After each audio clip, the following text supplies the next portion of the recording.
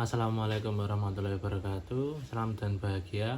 Sebelumnya perkenalkan, nama saya Zuena Sata Alarsyad dengan NIM 20200100054 dan anggota kelompok saya Mahfud Nur Rahim 20200100056. Pada video kali ini kami akan mempresentasikan hasil diskusi kelompok kami untuk materi yang berjudul studi kelayakan pada jamu ginggang. Profil usaha jamu ginggang. Jamu ginggang terletak di Jalan Masjid nomor 32, Pakualaman, Yogyakarta. Tepatnya itu ada di 100 meter ke barat dari Pura Pakualaman. Jamu ginggang sudah berdiri sejak 1950 dengan konsep seperti kedai atau kafe gitu. Jadi bisa memberikan pengalaman berbeda saat menikmati jamu, baik jamu godokan maupun jamu yang dalam bentuk gelas. Untuk harga yang ditawarkan mulai dari Rp6.000 hingga Rp30.000 dengan puluhan variasi menu jamu tradisional. Jamu ginggang menjual produk dalam bentuk jamu gelas, jamu botol, jamu godok, jamu bubuk, dan produk terbarunya yaitu jamu saset. Ada 3 macam, yaitu jamu saset kunir, jamu saset beras kencur, sama jamu saset temulawak. Sejarah usaha jamu ginggang. Jamu ginggang sudah berdiri sejak tahun 1930 dan awalnya hanya untuk keluarga Puro Pakualaman.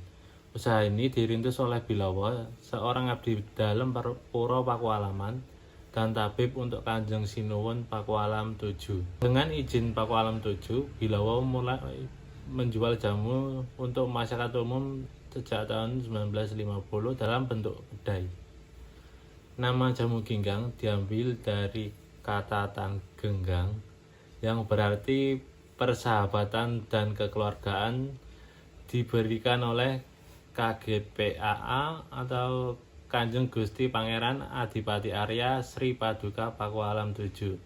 Saat ini jamu ginggang masih dikelola oleh Rudi Supriyadi, keturunan Bajaya yang memasuki generasi kelima, dengan tetap mempertahankan keaslian resep dan khasiatnya dengan 100% bahan alami, serta menawarkan 3 produk unggulan, yaitu jamu bubuk, jamu segar atau jamu dalam bentuk gelasan itu, dan juga jamu godok.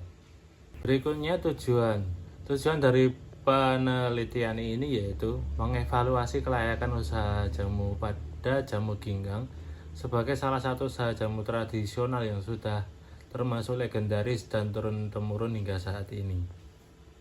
Kemudian perizinan usaha jamu ginggang.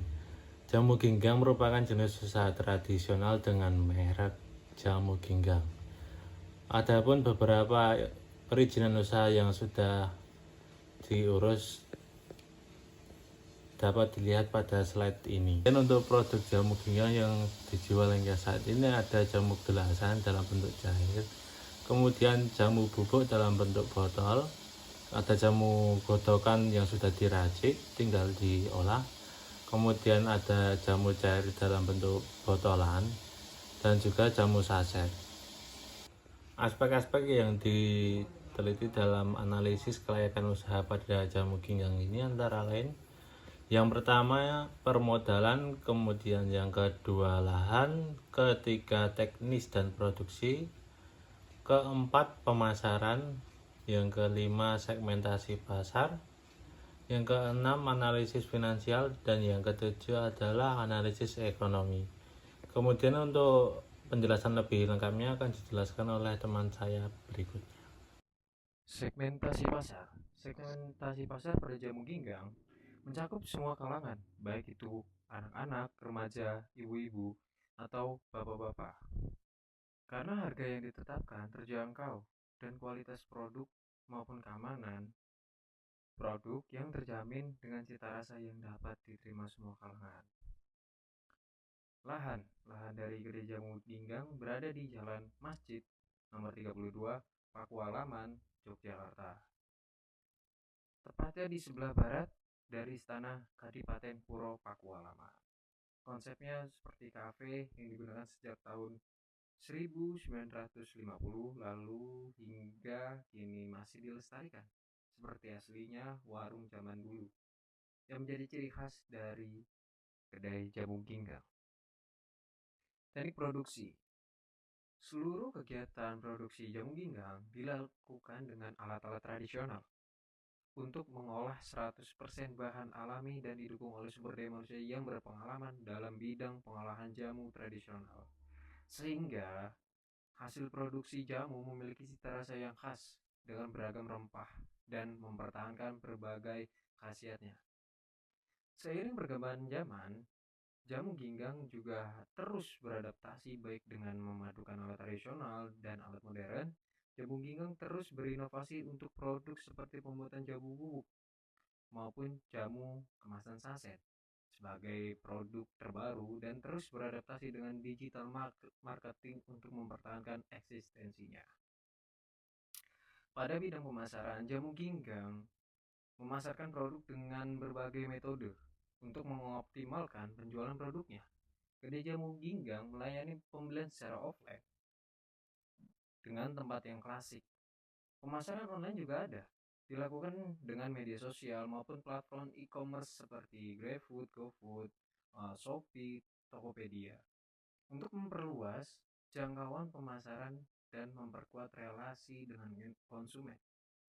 Selain itu, jamu Ginggang juga aktif dalam berbagai event untuk memperkenalkan dan memperkuat citra kedai jamu Ginggang. Dan ini analisis finansial ya.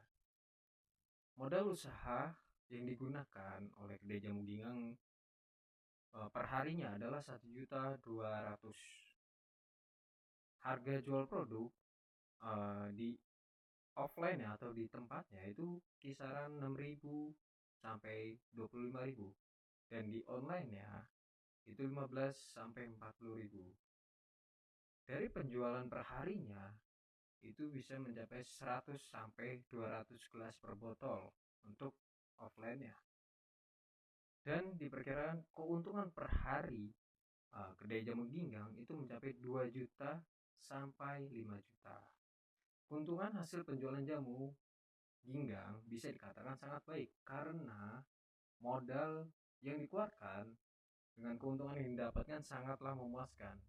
Jadi dengan modal yang 1.200.000 itu bisa mendapatkan lebih, bahkan 2 kali lipat lebih dari modalnya, yang berarti kedai jamu Ginggang mendapatkan keuntungan yang sangat-sangat optimal.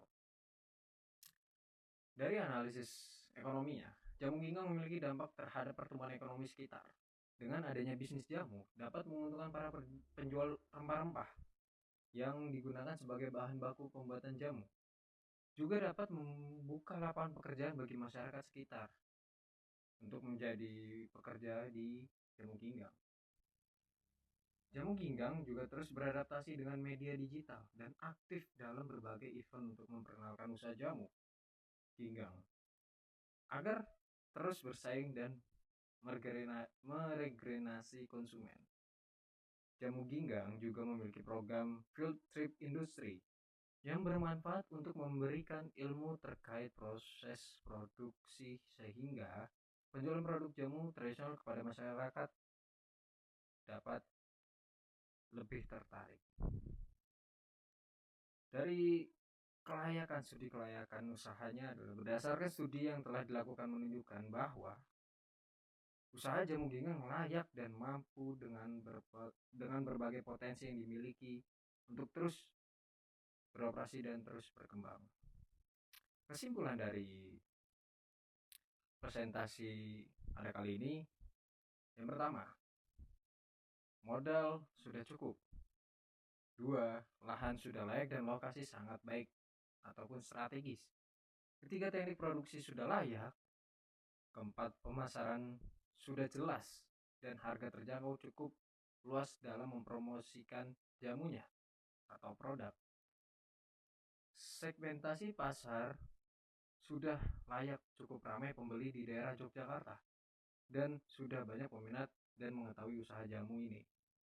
6, aspek finansial yang memperoleh keuntungan yang sangat optimal. 7, aspek analisis ekonomi yang memiliki dampak positif terhadap pertumbuhan ekonomi. Sekian, terima kasih.